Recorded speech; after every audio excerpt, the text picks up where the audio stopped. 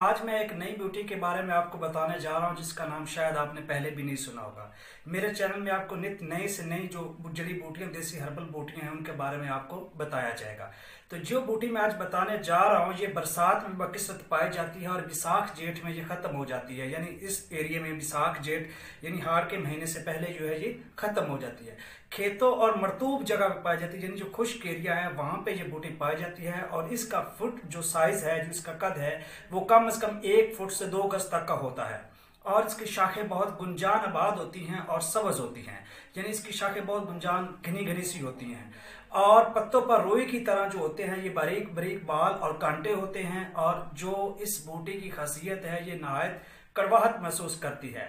और इस बूटी को जो नाम है उसके बताने से पहले मैं आपको ये बताऊंगा कि इसका फायदा क्या है। ये सारे जितने भी खून के फसाद है उसके लिए मुजरब है, यानी खून को साफ करती है। और भी इसके बहुत से फायद हैं। और इस बूटी यानी ये जो बूटी है, इसकी जड़, पत्ते और तने का जो अर्क कशीद करके बहुत से मरीजों को इस्तेमाल भी करवाया है, जिससे बहुत खातरखा फायदे हुए हैं। इस बूटी की जो शक्ल शुबात है वो मैंने आपको बता दी है, बरसात के मौसम में होती है। मजीद मैं अपनी जो वीडियो के एंड पे इसकी जो तस्वीर है वो भी अपलोड करूंगा, साथ इसकी टैग करूंगा ताकि आप इसको आसानी से जो वो पहचान सके। इस बूटी का नाम नाज़रीन है बरहम डंडी। बरहम डंडी इस बूटी का नाम है, बता दिया है। खुश्क एरिया में पाई जाती है और जेठ विसाख के वक्त, यानी आप कह सकते हैं कि अप्रैल मई के जो है टाइम, ये बहुत ज्यादा होती है। और फसादे खून जितने भी प्रॉब्लम होते हैं उनको ये क्लियर करती है। और इसकी ताज़ा पत्तियां जो हैं वो बहुत ज़्यादा इस्तेमाल की जा सकती हैं।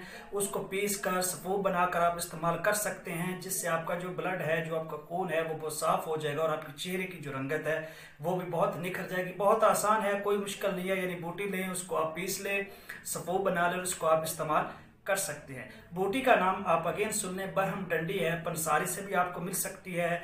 आप कोशिश किया करें कि खुद इसको ढूंढ कर खुद इसको अवेल किया करें।